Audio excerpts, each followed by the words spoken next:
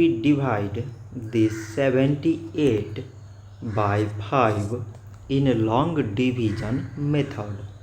So 5 times 1 is 5. On subtracting we get 2. So now we put down this 8 and it is 28.